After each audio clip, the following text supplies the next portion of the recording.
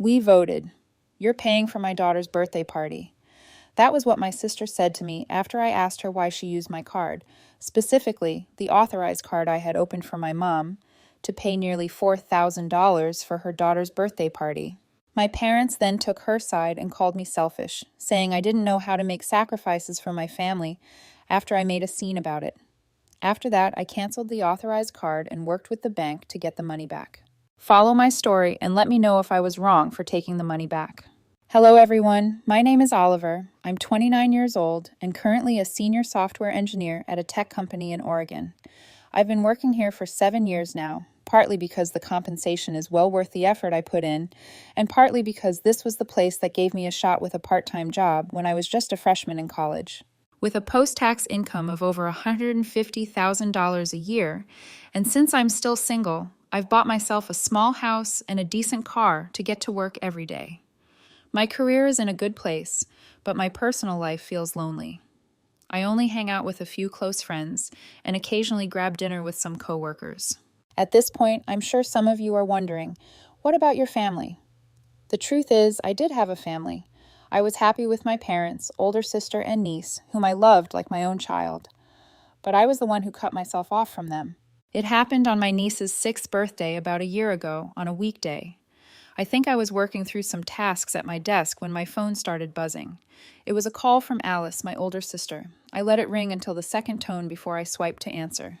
As soon as she heard my voice, she jumped straight to the point, her tone a little rushed. "Oliver, Lydia's birthday is this weekend. Make sure you come." I replied, "Got it." That was it. No extra reminders, no small talk. She hung up right after. A couple of minutes later, a text came in with the time and location of the party. The moment I saw the name of the restaurant, I paused. I knew the place. It was one of the most upscale venues in town, known for hosting all-inclusive kids' parties with buffet options, a private play area, entertainers, and even gift bags for the little guests if you went for the complete package.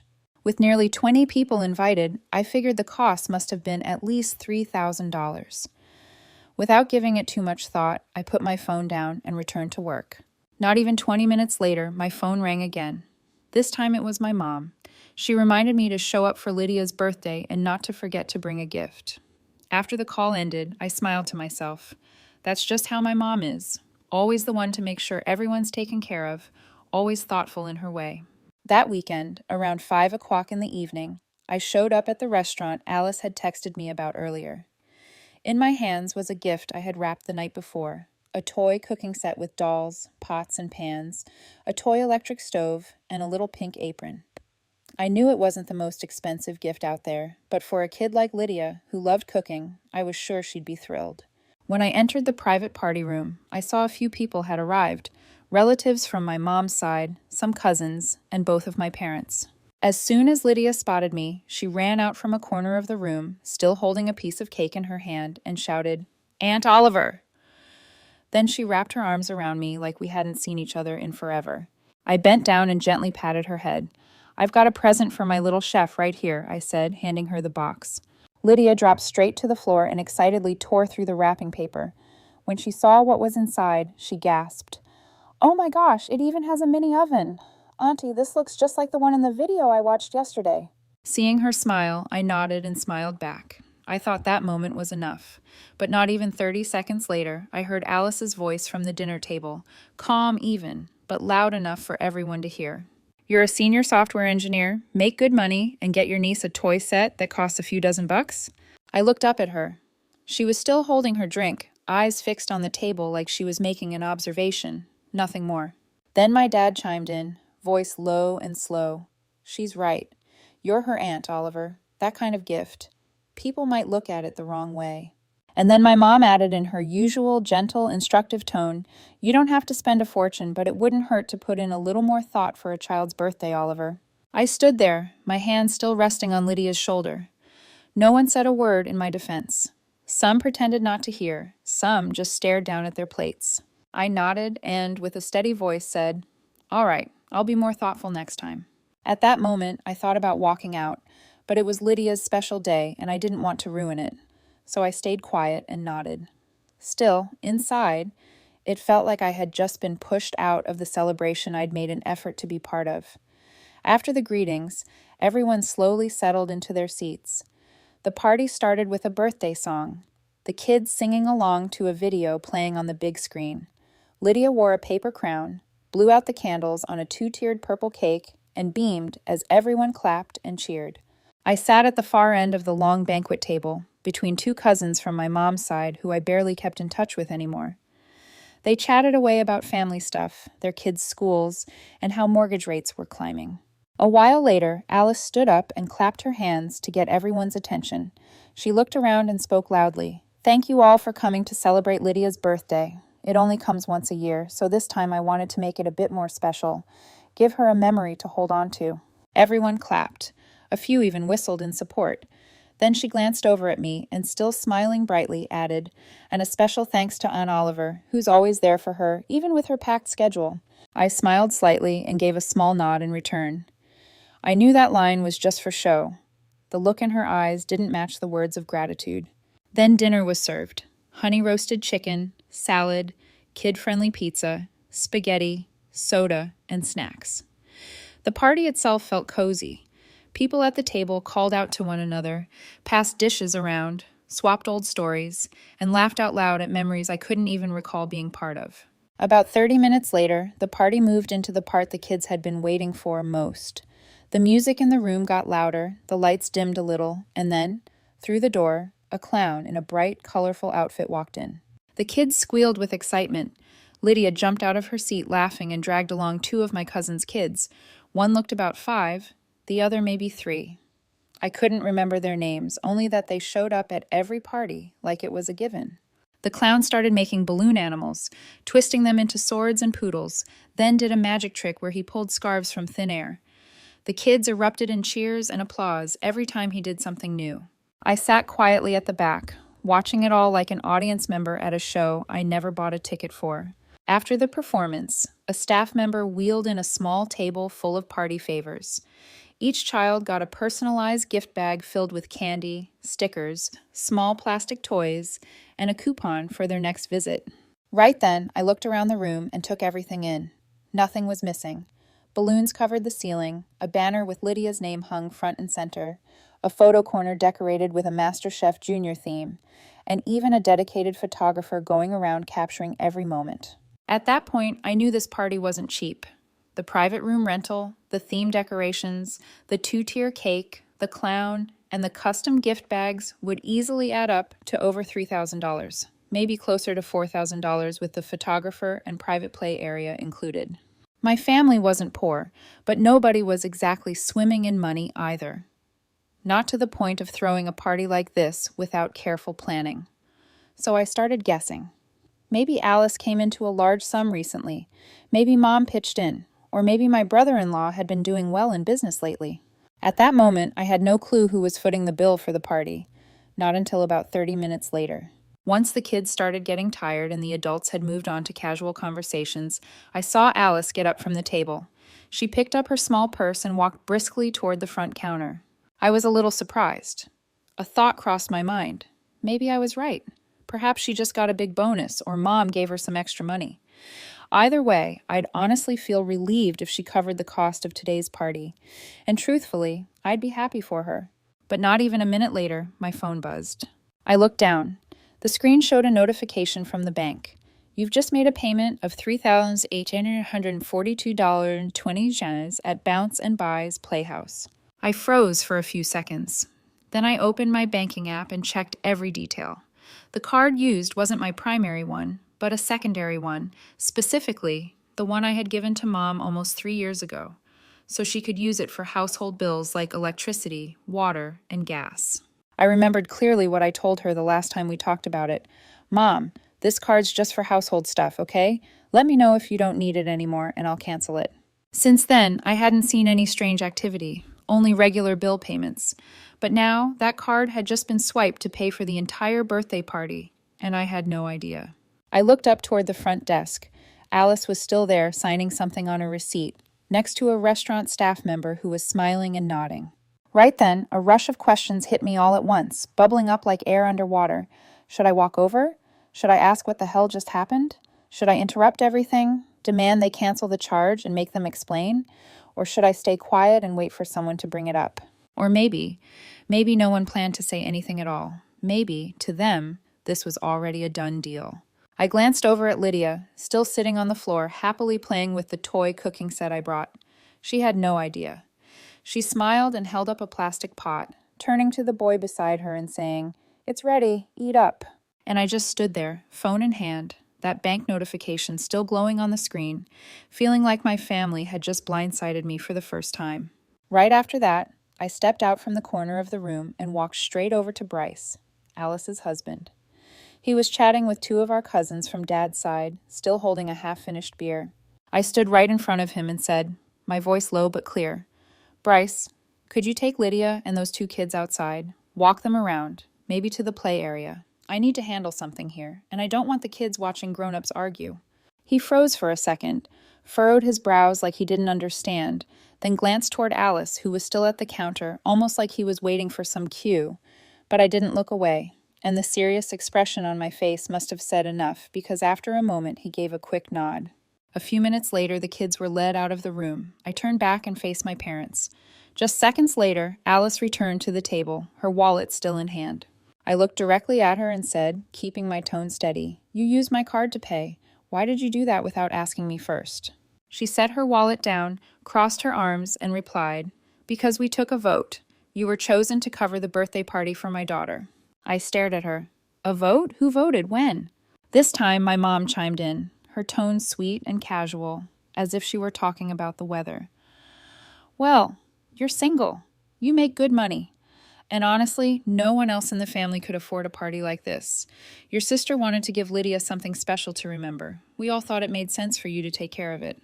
I swallowed hard and asked her, "It's her daughter's party, not mine. If you wanted me to help, you should have asked. Instead, you used my card without saying a word." At that moment, my dad set his drink down and said in a dry, flat voice, "You can afford it. Why are you making such a big deal? A few thousand isn't much with what you earn." I turned back to Alice, trying to keep it together. "Do you not see anything wrong with this?" She answered right away, "No, you don't have kids. You don't pay for tuition, insurance, or daily expenses like we do. You live alone and earn a lot. Why shouldn't you contribute something to the family? It's just once a year." At that point, I had nothing left to say. I walked out the door, leaving behind everyone at that birthday party with all of them watching me go. I remember when I was a kid, when the family needed to spend money on something, my parents always asked my sister first, "Have you bought your textbooks yet? Which prom dress are you considering? How many friends are you inviting to your birthday this year?" And I would usually stand nearby listening. That's how I learned. My turn would always come after. Most of my school clothes back then were end-of-season sale items Mom picked up. They weren't bad, but they were always the just enough kind of choice. My backpack was basic. My sneakers were never the newest model. I never had birthday parties, just a small meal on the day Dad happened to have off. Maybe a few slices of pizza and a chocolate cake from Walmart. No balloons, no friends over, no birthday candles. Strangely enough, I was always okay with it. I never asked for more. Not because I didn't want more, but because I knew if I asked, Mom would worry, and Dad would go quiet and change the subject. That's why I learned early on to stay silent. I didn't ask for things. I didn't want to add more pressure to a house that already felt stretched thin. Back then, I thought it was a small sacrifice to keep the peace. But after my niece's birthday party that day, I realized something. Maybe from the beginning, I had been taught to live with the idea that there was never really a part meant just for me. When I reached adulthood and went off to college, I was lucky enough to get into software engineering, the field I had loved since I was a kid. Back then, my family wasn't in a good financial place, so I chose to take out student loans to afford school. I didn't overthink it. As long as I got to study, I believed I'd figure out the rest. From my first year, I started working part-time. During the day, I was a teaching assistant for an intro class. At night, I worked the counter at a bakery near the dorms. When I had time on weekends, I'd install windows or fix laptops for other students to earn more. I can't remember how many cups of watered-down coffee I drank, how many late-night fast food meals I scarfed down at 11 p.m., or how many times I passed out on a lab desk. But I remember one thing.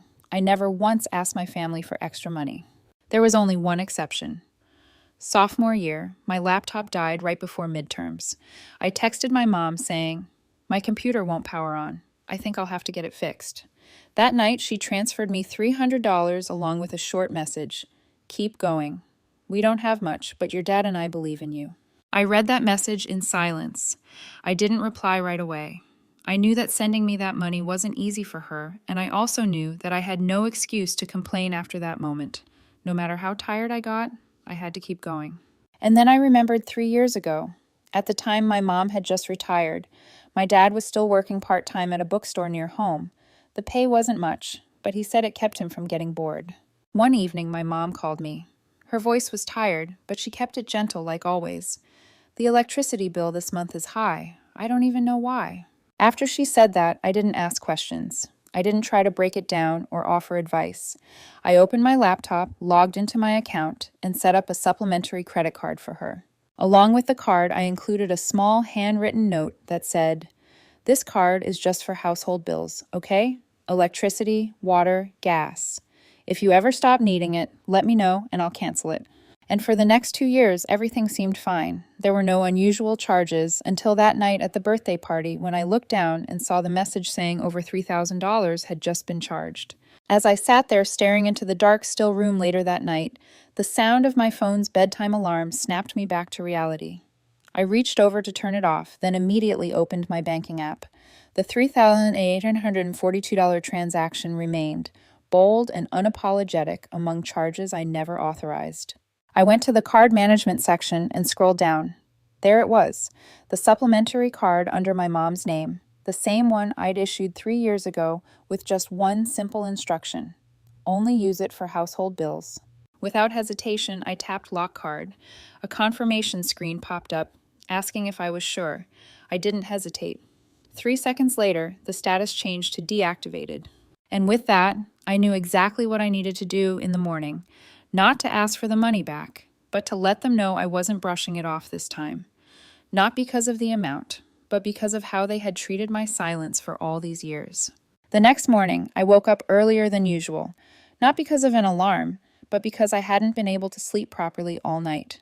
I made myself a cup of black coffee, then opened the family group chat, the one that for years only lit up when someone needed something from me. I didn't sugarcoat anything. I typed the message slowly, sentence by sentence, and this is what I wrote. The $3,842.20 transaction at Bounce Invites Playhouse was made using the supplementary card I issued to Mom, which I had clearly stated was to be used only for household bills.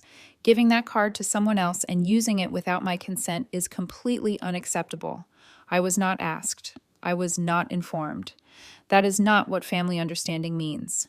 I am requesting that the full amount be repaid within 3 days, transferred to my account. This is not a suggestion. This is a clear demand. I am also informing you that the card was deactivated last night. Any further transactions will be declined. Once I finished writing, I read it over one more time, then hit send. And that was the first time I set a boundary in writing, right there in the very group that for years had only ever flowed in one direction. Less than 10 minutes after I sent the message, replies started flooding in one after another, faster than I could read the last before the next popped up. Alice was the first to respond, her tone as sharp as always. "What's that supposed to mean, Oliver? Talking about money like this first thing in the morning? You're blowing this up over one birthday party for your niece. What kind of family nitpicks every single dollar like that?" Then came my mom's messages. "I'm sorry if you feel upset, but I thought it was no big deal. You're in a better place financially. I figured you wouldn't mind. You gave me the card, and I just wanted to help Alice make the day a little more special for the little one." I read all of it, but didn't reply. What struck me most was that their first instinct wasn't to take responsibility, even when being called out for misusing money. It was to defend themselves, to turn it back on me. Then came a message from my dad. "You're an adult now, but how you handle this isn't right. When a family needs something, we share. If you're treating this like a legal matter." At that moment, what surprised me wasn't what they said, it was what they didn't. Not a single person mentioned paying the money back. No one asked why I was hurt. Not one word acknowledged they had crossed a line I'd set years ago. Every message carried the same underlying meaning. How dare you react this way? Not, how did this happen in the first place? And right then, I knew I had been right to send that message. And after reading all their responses, I was even more certain if I didn't act now, if I didn't set a boundary, This would happen again. Maybe it would be another party, maybe some urgent situation, but if I stayed silent, that silence would be considered permission. I set my phone aside and continued my morning like any other day. I opened my laptop and started reading work emails. By late morning, a few more messages came in, not from Mom or Alice, but from people on the sidelines. My aunt, my mom's sister, and a cousin who once messaged me in a panic to borrow Tone $200 last year and then disappeared without a word. Their messages read, "Oliver, you should talk to your mom and sister gently. It's not a big deal. Don't let this blow up. Money comes and goes, but don't let family love slip away." I read each line without feeling a thing. The words were different, but the message was always the same. Family matters, boundaries don't. Not one asked me how many late shifts or sleepless nights went into that nearly $4,000. No one wondered how often I'd said no to buying something I wanted just because I didn't think I deserved it or it wasn't necessary. No one asked how I felt sitting quietly at a party I unknowingly paid for, while not everyone treated me like the one who made it happen. And no one asked how hard I had worked for years to avoid being a burden, to never ask for help, to make sure I didn't add even a sliver of stress to anyone else's life. I didn't respond to a single message that day. After staying silent the entire day, I thought they'd get the message, that I didn't want to be dragged into it any further. But no, it didn't end there. Just as I shut down my computer and got ready for bed that evening, my phone lit up again. This time, it was a FaceTime call from my mom. 5 minutes later, I got a call from Alice. Then my dad. All three of them were less than 10 minutes apart. I didn't answer a single one. Then my phone buzzed with a voicemail from my mom. I played it. Her voice was thick from crying. "Oliver, please don't make this worse. I know you're angry, but I never thought it would come to this. I didn't mean any harm." A few minutes later, Alice sent one final message. No sugarcoating. "If you're going to sue, then do it, but don't expect this family to speak to you again." I stared at that message for a while. I didn't feel hurt. I didn't feel sad. I just felt relieved. At that exact moment, I finally understood something. This so-called family I'd been trying so hard to protect all this time only existed as long as I stayed quiet, nodded along, and kept paying. The moment I stopped doing that, everything, the care, the kindness, the so-called bond, vanished without a trace. The next morning, I called the bank to report a dispute on the $3,842.20 transaction made using the secondary card. I explained clearly that the card had been issued for my mom and was solely for basic household expenses. No agreement allowed her to hand the card over to anyone else. The bank representative asked me a few questions. I answered briefly, calmly, but firmly. The call didn't last more than 10 minutes. Before we ended, they said, "We'll start the investigation today. You'll be eligible for a reversal if the transaction is confirmed as unauthorized." I thanked them and hung up. By noon, I got a text from my mom. It wasn't angry. It was disappointed. "I never thought you'd choose this way. No matter what happens, we're still family. Why did you have to push it this far?" I stared at the message for a while, then set the phone on the table. I didn't reply. About 3 days after I filed the complaint, the bank sent an email confirming that an investigation was underway. The transaction would be put on hold, and I'd get a refund if it were verified as unauthorized.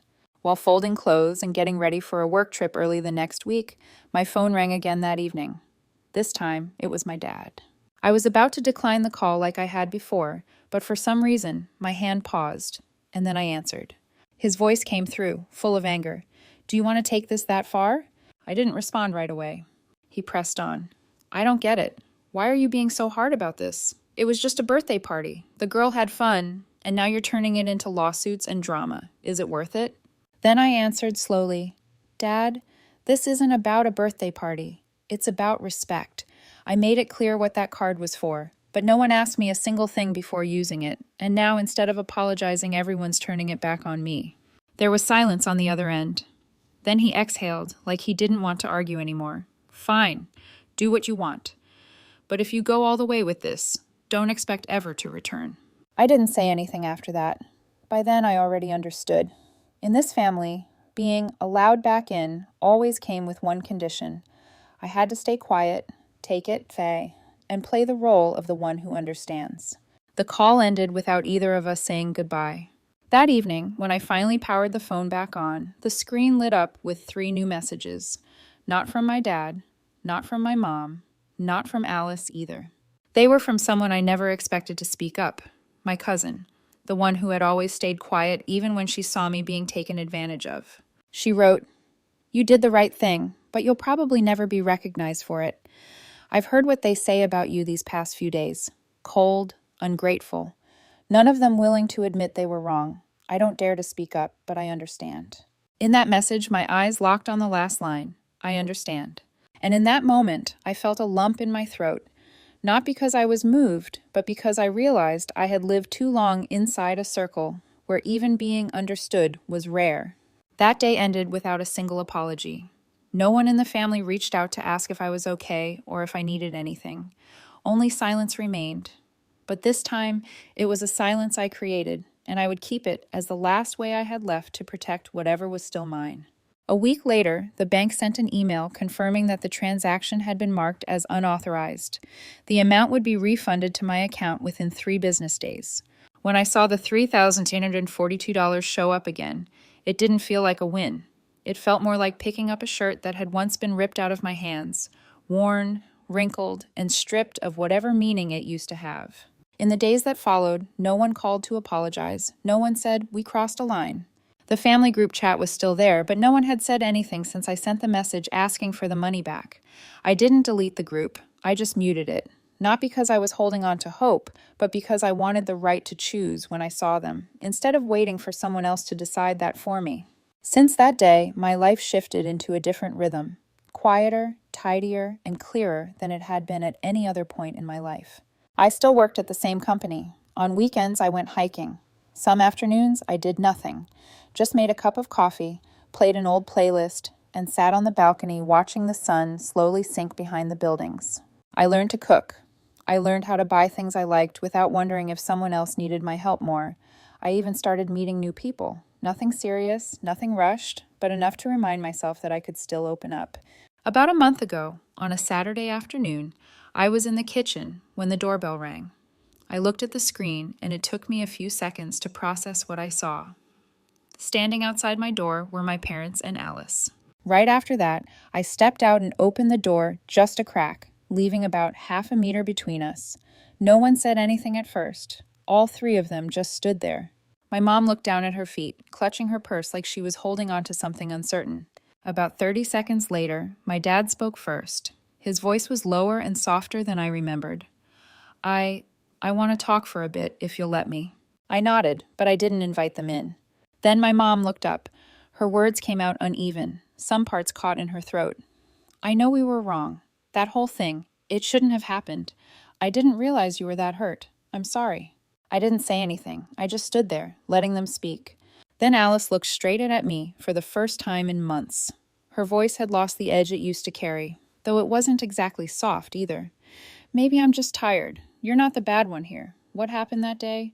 Yeah, it went too far. I was wrong. Mom was wrong. But we want to make it right now." I looked at her, and in that moment, I knew I wasn't angry anymore. But whatever I used to feel, it wasn't there either. Then my dad added one final thing. "Even if you're not ready to forgive us, we hope you'll return, have dinner, talk like we used to."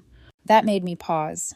Not because I was moved, but because I realized in their minds, coming back meant pretending nothing had happened. It meant dinner, small talk, going back to the way things were. I didn't raise my voice. I didn't say no outright. I just answered, soft as a breath, "I forgive you, but I'm not coming back." Because I'm done being the one who has to stay silent. No one said anything after that. My mom gave a slight nod. My dad avoided my eyes. And Alice just looked at me for a long moment before turning away. I walked them to their car. No hugs, no goodbyes, but I didn't slam the door behind them either.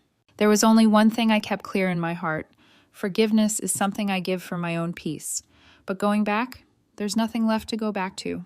And before I wrap up the story, there's one more thing I want to share with you.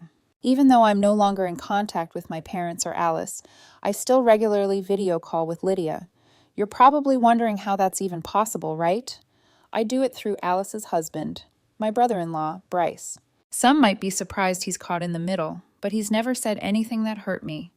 Ever since everything went down, he stayed in touch, and he's the one who agreed to let me call Lydia every weekend. She always lights up with the biggest smile when she sees me on the screen. She tells me about school, shows off her drawings, and asks if I still have that little mini oven I gave her. That's all, but it's more than enough. And before I end the story, there are two things I want to ask you, the ones who've stayed with me to the end. First, was I wrong for doing everything I could to get the money back after they used my card without permission? And second, this one's a bit lighter. Lydia is about to turn 7. I've been thinking about what to get her for her birthday. The family probably won't invite me, but I plan to ask Lydia and Bryce for ice cream.